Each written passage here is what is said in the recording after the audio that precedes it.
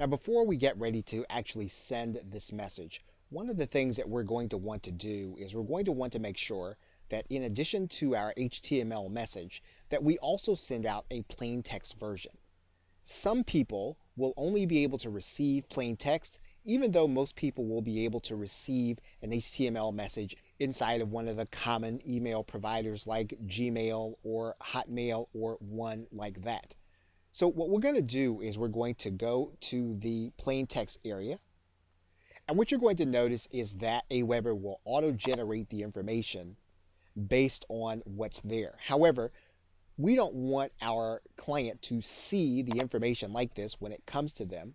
So what we want to do is we want to customize this information. We can do that by clicking the custom button. And then we can then customize the look and make corrections as we're doing right here. Now, once the email is the way that we want it to look, we can click Save and Exit, and then we can save the entire message. Now, there is one other aspect that you'll notice down here, that you can actually include an attachment from your hard drive. However, you can reduce the deliverability of your email based on the document that you place here. So you want to make sure that it is absolutely necessary that you send out a document to all of your email subscribers in this list. So now that we have everything in the email the way we want it to be, we're going to click Preview and Test. And then we can then take a look at our email. If we think it is sufficient, then we can click Save and Exit. Now the email still appears in our draft, and we have a couple of options.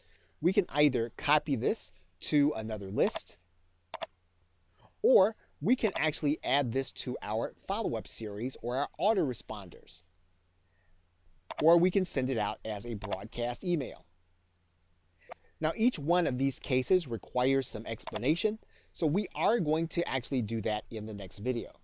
However, what we're going to do right now is we're going to take a look at our spam score, and we're going to click this link. What the Aweber filter does is it tries to discern what may look like spam in terms of your message.